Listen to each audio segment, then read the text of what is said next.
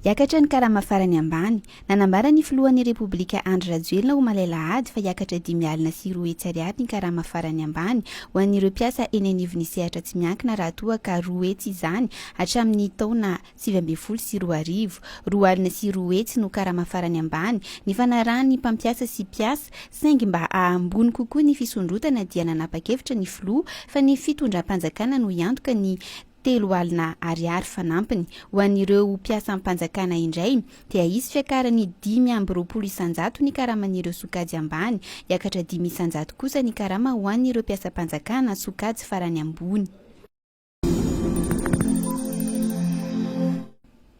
Ho satry ny ahitana menaka vita amin'ny palma atoato, nanapa-kevitra ny anajanona ny fanondrarana menaka vita amin'ny palma i Indonezia izay anisan'ny fanafaran'i Madagasikara menaka betsaka manomboka ny 20 aprily lasa teo. Mbola manana tahirina menaka vita amin'ny palma mahampy 2 hatramin'ny 3 volana nefa i Madagasikara araka ny fampitam-baovao avy amin'ny Ministeran'ny Fampiroboroboana ny Indostria, ny Varotra sy ny Fanjifana.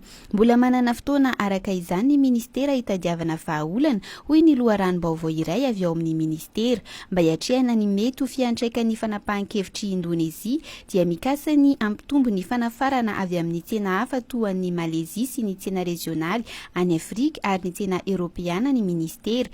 Eo ihany koa ny fampitombona ny famokarana amin'ny alalan'ny fametrahana ireo ozinina mpanodina menaka any Bonglava sy Ambatofinandraina hoy ny talen'ny fiarovana ny mpanjifa. Mbola tsy izy kosa nefa loatra eto ny fiakaran'ny vidin'ny menaka raha ny nambarany Andrianiana Randria Miaramahefa talen'ny tsena anatiny, tsy mbola isy ny fiovahan'ny vidin'entana raha tsy lany ny tahiry ho hiatrany ny nambarany.